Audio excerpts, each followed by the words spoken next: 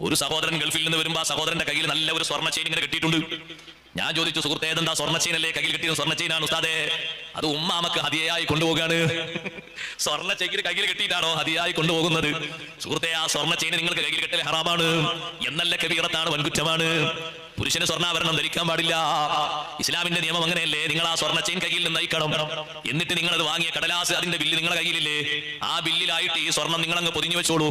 അഥവാ നിങ്ങളുടെ കയ്യിൽ ഒരു സ്വർണ്ണം ഉണ്ടെന്ന നിലക്ക് ഏതെങ്കിലും പരിശോധനയിൽ തെളിയുമ്പോ ബേജാറാകണ്ട, ആ ബില്ലടക്കം നിങ്ങൾ അങ്ങ് കാണിച്ചു കൊടുത്താൽ മതി.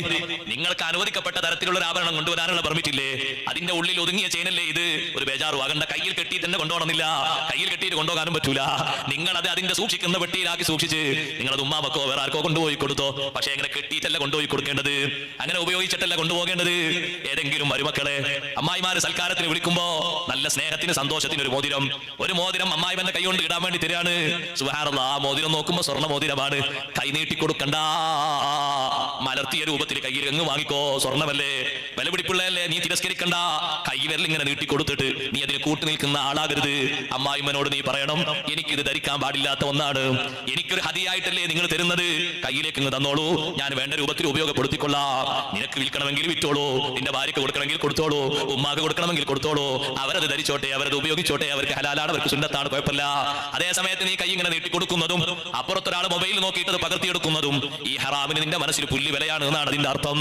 ഈ ഹറാമിന് നിന്റെ മനസ്സിൽ പുല്ല് വിലയാണ്. അതുകൊണ്ടാണ് നീ ഫോട്ടോക്ക് വരെ പോസ്റ്റ് ചെയ്തത്. നിനക്ക് യാതൊരു പ്രശ്നവും ഇല്ല.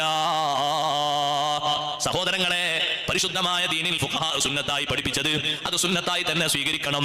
ഹറാമായി പഠിപ്പിച്ചത് ഹറാമായിട്ട് തന്നെ സ്വീകരിക്കണം. അതിന് ന്യായങ്ങളും മറുന്യായങ്ങളും കണ്ടെത്താനുള്ള മാർഗങ്ങളിലേക്ക് പോകരുത്. അവർ ഹറാമായി പഠിപ്പിച്ചോ അതേ രൂപത്തിൽ തന്നെ അതേ മൂല്യത്തോടെ അത് കാത്തു സൂക്ഷിക്കണം. അവരാ പഠിപ്പിച്ചതിന് കാരണങ്ങളും വിഷയങ്ങളും ഒക്കെ അവർ വിശദീകരിച്ചിട്ടുണ്ടാകും. അത് വേണ്ട രൂപത്തിൽ നമ്മൾ പഠിച്ചെടുക്കുകയാണ് വേണ്ടത്. അല്ലാത്ത രൂപത്തിലുള്ള മാർഗങ്ങൾ സ്വീകരിച്ചുകൂടാ. സുബ്ഹാനല്ലാഹ്, ആ വിഷയങ്ങൾ ഞാൻ പരത്തി പറഞ്ഞതല്ല. കർമ്മശാസ്ത്ര പണ്ഡിതന്മാർക്ക് അല്ലാഹു തആല നൽകിയ ഹിക്മത്തിന്റെ കാരണം ദീനനുസരിച്ച് അവർ ജീവിച്ചു.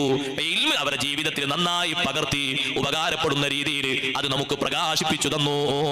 അല്ലാഹു തആല അവർക്ക് വലിയ ബഹുമാനം കൊടുത്തു. ആ ബഹുമാനത്തിന് ഏറ്റവും വലിയ ബഹുമാനമാണ് അവരെ ഇൽമ് അല്ലാഹു തആല നൂറ്റാണ്ടുകളോളം നിലനിർത്തി. 1ഉം 2ഉം നൂറ്റാണ്ടല്ലല്ലോ കഴിഞ്ഞത്, എത്ര നൂറ്റാണ്ട് കഴിഞ്ഞു. അവരെ ദീന് പഠിക്കുന്ന ഇൽമ് പഠിക്കുന്ന ആളുകൾ ആ വഴിയിൽ വീണ്ടും പഠനം നടത്തുന്ന, പഠനം പരിഷ്കരിക്കുന്ന, മറ്റു പല ഭാഷകളിലേക്ക് അതിനെ പരിവർത്തനം വരുത്തുന്നത് ഓരോ വർഷവും ഇങ്ങനെ കൂടി വരുന്നു. സുബ്ഹാനല്ലാഹ്, ദീനനുസരിച്ച് അവർ ജീവിച്ചപ്പോ അല്ലാഹു തആല കൊടുത്ത വലിയ ഭാഗ്യമാണ്, വലിയ ബറക്കത്താണ്. വമൻ യുതൽ ഹിക്മത ഫഖദ് ഊതിയ ഖൈറൻ കസീറാ.